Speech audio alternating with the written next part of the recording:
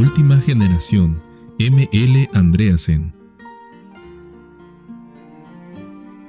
La demostración final de lo que el Evangelio puede hacer por la humanidad todavía está en lo futuro. Cristo mostró el camino, tomó un cuerpo humano y en ese cuerpo mostró el poder de Dios. Los hombres han de seguir su ejemplo y probar que lo que Dios hizo en Cristo puede hacerlo en todo ser humano que se somete a Él. El mundo está aguardando esa demostración. Romanos 8:19. Cuando se haya realizado, vendrá el fin. Dios habrá cumplido su plan, habrá demostrado que Él es veraz y Satanás mentiroso. Su gobierno está reivindicado. Hoy se enseñan muchas doctrinas falsas acerca de la santidad. Por un lado, hay quienes niegan el poder de Dios para salvar del pecado. Por el otro, están los que se jactan de su santidad delante de los hombres y quisieran hacernos creer que están sin pecado. Entre la primera clase están no solamente incrédulos y escépticos, sino creyentes, cuya visión no incluye la victoria sobre el pecado, sino una transigencia con él.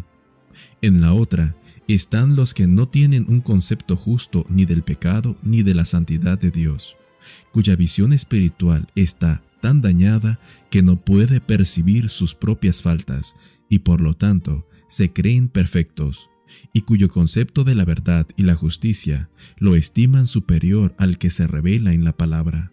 No es fácil decidir cuál es el mayor error. Que la Biblia enseña la santidad es indiscutible.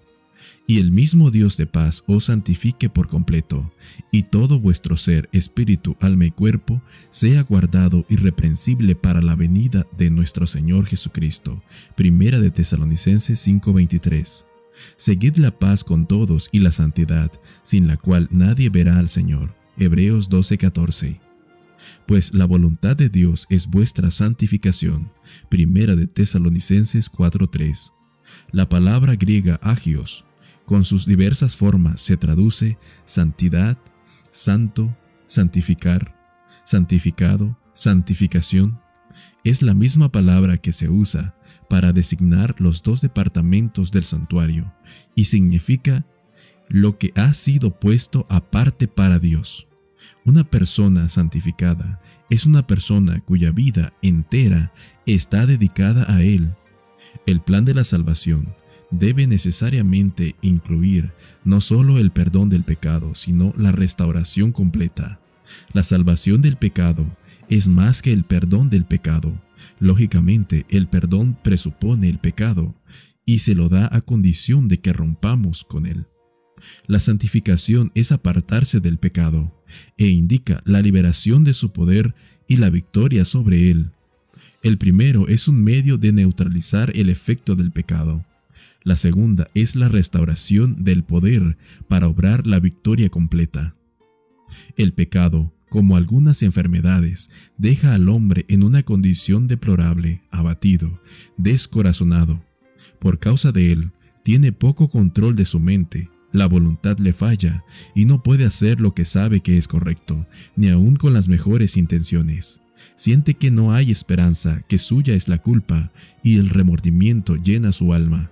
A sus males corporales se añade la tortura de la conciencia. ¿No se compadecerá alguno de él? Entonces llega el Evangelio. Se le predican las buenas nuevas. Aunque sus pecados sean como escarlata, serán emblanquecidos como la nieve. Aunque fuesen rojos como el carmesí, serán como blanca lana. Todo está perdonado, está salvo. ¡Qué liberación maravillosa! Su ánimo descansa. Ya no lo atormentan la conciencia. Ha sido perdonado, su corazón rebosa de alabanza a Dios por su misericordia y bondad hacia Él. Así como un barco averiado remolcado al puerto está salvo pero no sano, así también el hombre está salvo pero no sano. Es necesario hacer reparaciones en el barco antes que pueda navegar, y el hombre necesita estar plenamente restaurado antes que pueda gozar de salud. Este proceso de restauración se llama santificación e incluye el cuerpo, el alma y el espíritu. Cuando la obra está acabada, el hombre está santo. Está completamente santificado y restaurado a la imagen de Dios. Esta demostración de lo que el Evangelio puede hacer en favor de un hombre es lo que el mundo necesita ver. En la Biblia, tanto el proceso como la obra terminada son llamados santificación. Por esta razón, los hermanos son llamados santos y santificados, aunque no hayan alcanzado la perfección. 1 Corintios capítulo 1, versículo 2, 2 Corintios capítulo 1, versículo 1 y Hebreos 2, 1. Quien recorra las epístolas a los Corintios se convence pronto de que los santos mencionados tenían sus faltas. A pesar de esto, se dice que son santificados y llamados a ser santos. La razón consiste en que la santificación completa no es obra de un día o de un año, sino de una vida entera. Se inicia en el momento en que una persona se convierte y continúa toda la vida. Cada victoria apresura el proceso. Pocos cristianos hay que no hayan obtenido la victoria sobre algún pecado que antes los molestaba grandemente y los vencía. Más de un hombre que era esclavo del tabaco ha obtenido la victoria sobre el hábito y se regocija en su victoria.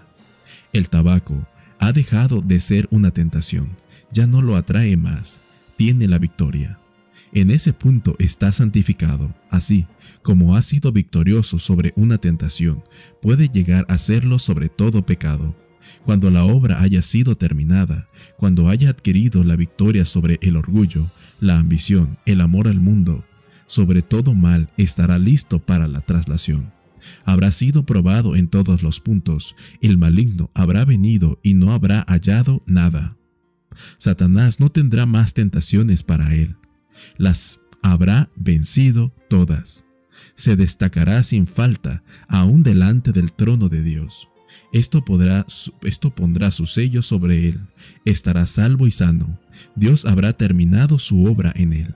La demostración de lo que Dios puede hacer con la humanidad estará completa. Así sucederá con la última generación de hombres que vivan en la tierra.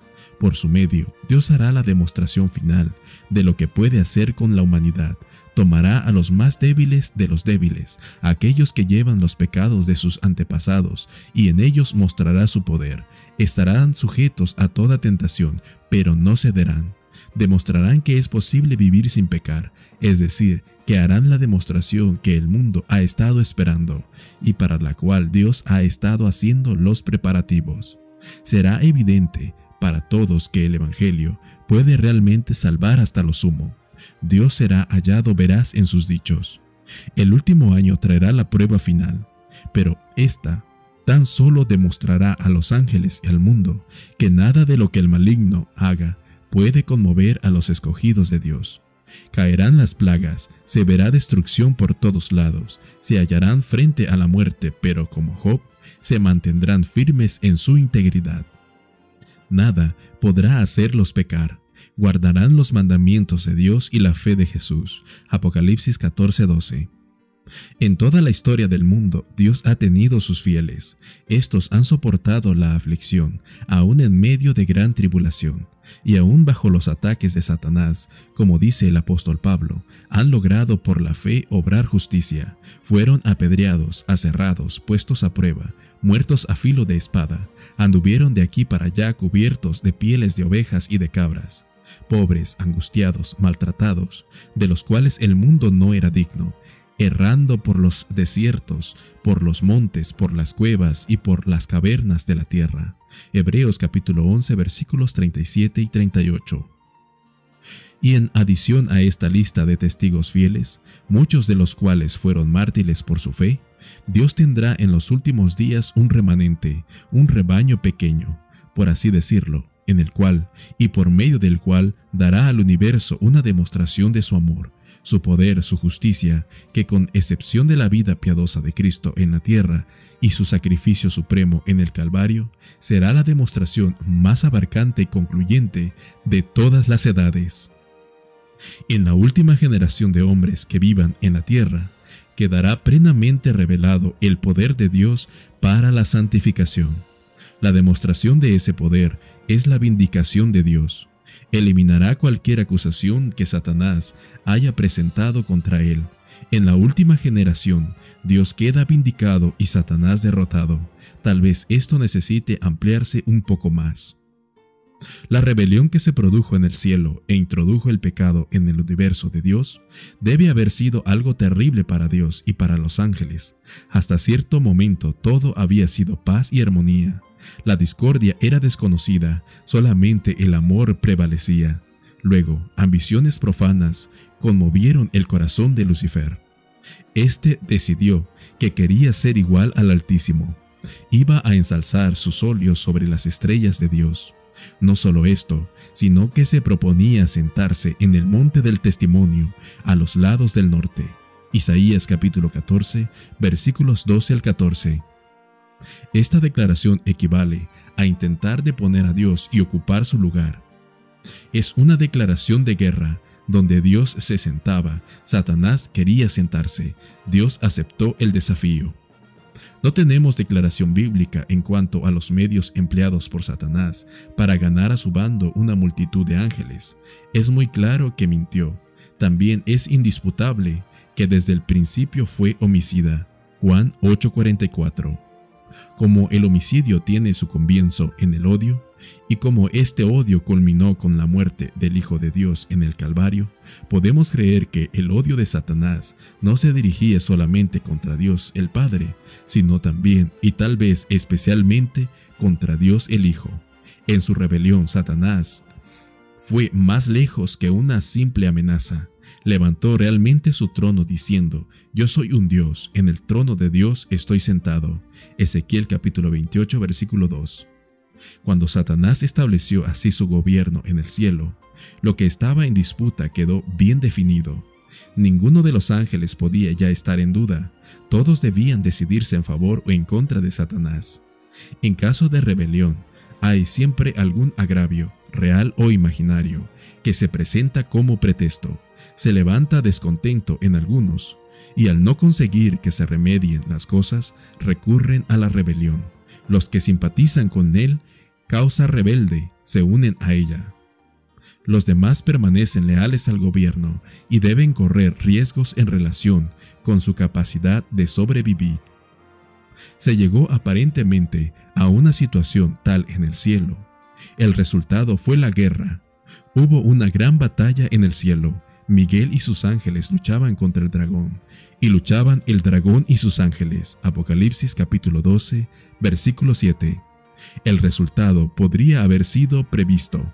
Satanás y sus ángeles no prevalecieron ni se halló ya lugar para ellos en el cielo, y fue lanzado fuera el gran dragón, la serpiente antigua que se llamó Diablo y Satanás, el cual engaña al mundo entero. Fue arrojado a la tierra, y sus ángeles fueron arrojados con él. Satanás fue derrotado pero no destruido. Por su acto de rebelión, había declarado que el gobierno de Dios tenía faltas. Por el establecimiento de su propio trono, había pretendido tener más sabiduría o justicia que Dios. Estas pretensiones son inherentes a la rebelión y al establecimiento de otro gobierno, para quitar toda duda de la mente de los ángeles y más tarde del hombre, quien debía dejar a Satanás seguir con su obra.